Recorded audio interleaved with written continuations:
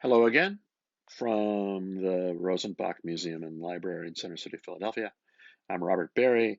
Today I'll be reading from the beginning of the Lotus Eaters chapter, in which Mr. Bloom gets to talk to other people, as well as gets to talk a little bit inside. And there's a narrator. It gets a bit confusing. Don't worry, I brought props. By lorries, alongside Sir John Rogerson's quay, Mr. Bloom walked soberly past Windmill Lane, Weeks the linseed crusher, the postal telegraph office. Could have given that address, too. And past the sailor's home, he turned from the quayside and walked through Lime Street. By Brady's cottages, a boy from the skins lolled, his bucket of offal linked, smoking a fag butt. A smaller girl, with scars of eczema on her forehead, eyed him listlessly, holding her battered cascoop. Tell him if he smokes he won't grow. Let him. His life isn't such a bed of roses, waiting outside pubs to bring Da home. Come home to Ma, Da. Slack hour. Won't be many there. He crossed Townsend Street, past the frowning faces of Bethel. Yes, house of Eliph Beth. And past Nichols, the undertaker. At 11 it is. Time enough. Dare say Corny Kelleher bagged the job for O'Neill's, singing with his eyes shut. Corny. Met her once in the park, in the dark. What a lark! Police tout. Her name and her address she then told me with a touraloom tie. Surely he bagged it. Very cheap and a what you may call. With my touraloom.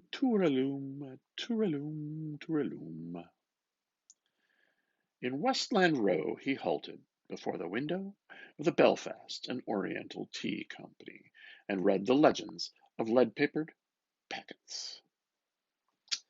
Choice blend, finest quality, family tea, rather warm tea. Must get some from Tom Kiernan. Couldn't ask him at the funeral, though. While his eyes still read blandly, he took off his hat, quietly inhaling his hair oil, and sent his right hand with slow grace over the brow and hair. Very warm morning. Under the dropped lids, his eyes found the tiny bow of the leather headband inside of his high gray hat. Just there. His right hand came down into the bowl of his hat. His fingers found quickly the card behind the headband and transferred it to his waistcoat pocket. So warm. His right hand once more went over his brow and hair. Then he put on his hat again, relieved, and read again. Choice blend, made of the finest Ceylon brands. Far East. Lovely spot it must be. Garden of the world. Big lazy leaves float about on, cactuses, flowery meads, snaky lianas they call them. Wonder, is it like that? It's just Senegalese lobbing about in the sun in dolce far niente, not doing a hand's turn all day. Sleep 6 months out of 12. Too hot to quarrel. Influence of the climate. Lethargy. Flowers of idleness. The hair feeds most. Azos, hothouse and botanical gardens. Sensitive plants. Water lilies. Petals too tired too. Sleeping sickness in the air. Walk on rose leaves. Imagine trying to eat tripe with cow heel. Now, where was that chap I saw in that picture somewhere? Ah, yes, the Dead Sea, floating on his back, reading a book with a parasol open. Couldn't sink if you tried. So thick with salt, because the weight of the water. Now, the weight of the body in the water is equal to the weight of the what? Was it the volume is equal to the weight? It's a law, something like that. Vance in high school cracking his finger joints teaching college curriculum, cracking curriculum. What is weight, really, when you say weight? 32 feet per second per second. Law of falling bodies per second per second. They all fall to the ground, the earth. And it's the force of gravity of the earth is the weight. He turned and sauntered across the road. How did she walk with his sausages? Like that, something. He walked. He took the folded Freeman from his side pocket, unfolded it, rolled it lengthwise in a baton, and tapped it at each sauntering step against his trouser leg. Careless air, just drop in to see, per second per second. Per second for every second, it means. From the curbstone, he darted a keen glance through the door of the post office. Too late, box. Post here. No one. In. He handed the card through the brass grill. Are there any letters for me? While the postmistress searched her pigeonhole, he gazed at the recruiting posters with soldiers of all arms on parade, and held the tip of his baton against his nostrils, smelling fresh printed rag paper. Probably not. Went too far last. The postmistress handed him back through the grill his card with a letter. He thanked her and glanced rapidly at the typed envelope. Henry Flower, ESQ, COPO, Westland Row, City. Answered anyhow. He slipped the card and letter into his side pocket, reviewing again the soldiers on parade. Where's old Tweedy's regiment? Cast off soldier. There. Bearskin cap and hackle plume. No, he's a grenadier. Pointed cuffs. There he is. We're old Dublin Fusiliers. Redcoats. Too showy. Must be why the women go after them. Uniform. Easier to enlist than drill. Montgawn's letter about taking them off O'Connell Street at night. Disgrace to our Irish capital. Griffith's papers on the same tack now. An army rotten with venereal disease. Overseas or half seas over empire. Half baked they look. Hypnotized like. On his front. Mark time. Table, able, bed, Ed. The king's own. Never see him dressed as a fireman or a bobby. A mason, yes. He strolled out of the post office and turned to the right. Talk as if it would mend matters. His hand went into his pocket and forefinger and felt its way under the flap of the envelope, ripping it open in jerks. Women will pay a lot of heed, don't think. His fingers drew forth the letter and crumpled the envelope in his pocket. Something pinned on. Photo, perhaps. Hair? No. McCoy. Get rid of him quick.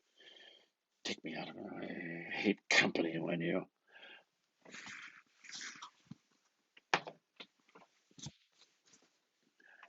Hello, Bloom. Where are you off to? Hello, McCoy. Nowhere in particular. How's the body?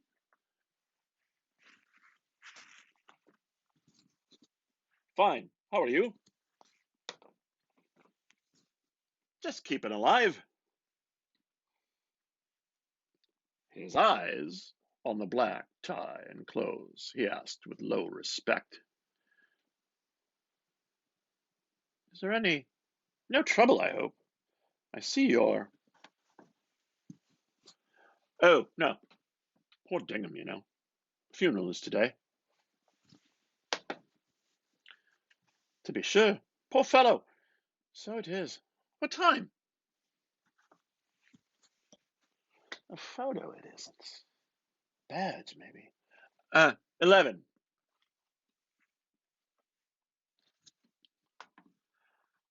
I must try to get out there. 11, is it? I only heard last night. Who was telling me? Houlihan, you know Hoppy. I know. Mr. Bloom gazed across the road at the outsider drawn up beside the door of a Grosvenor. The porter hoisted the valise. Beep. The porter hoisted the valise up on the well. She stood still, waiting, while the man, the husband, brother, like her, searched his pocket for change. Stylish kind of coat with that robe collar. Warm on days like this. Looks like blanket cloth. Careless stand of it with her hands in those patch pockets, like that honey creature at the polo match. Women all cast until you touch the spot. Handsome is as handsome does. Reserved, about to yield.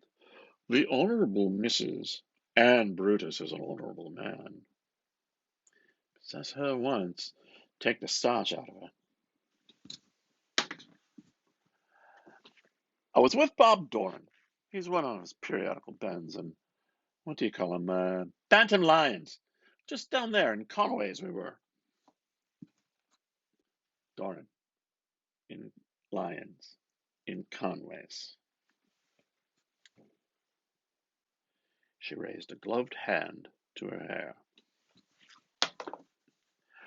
And in came Hoppy, having a wet. Drawing back his head and gazing far from beneath his veiled eyelids, he saw the bright fawn skin shine in the glare, the braided drums. Clearly I can see today. Moisture about gives long sight, perhaps. Talking of one thing or another. Lady's hand. Which side will she get up? And he said, sad thing about our poor friend Patty. What Patty? I said. Poor little Patty Dingham, he said. Off to the country.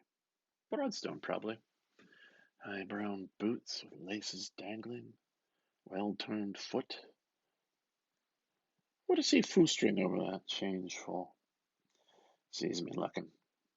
Eyes out for the other fellow always. Good fallback. 2 strings to her bow. Why? I said.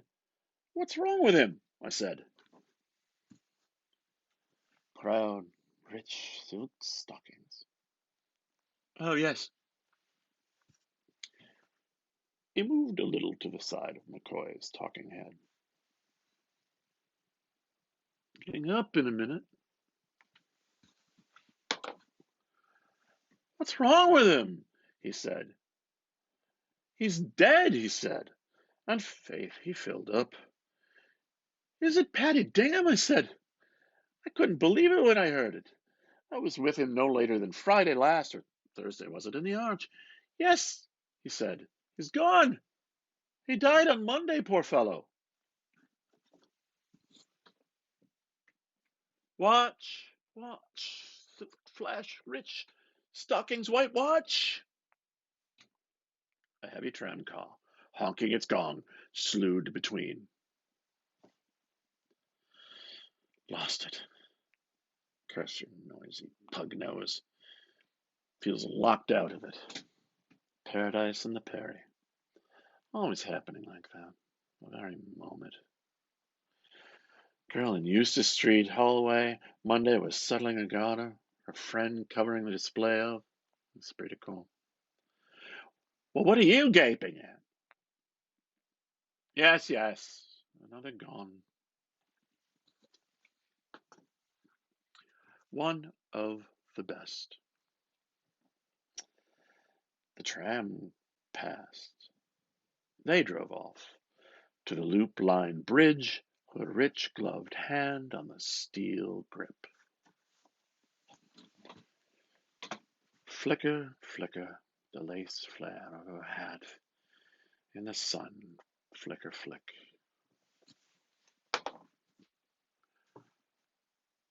Wife well, I suppose. Ah, oh, yes. Tip top. Thanks. Happy Bloomsday.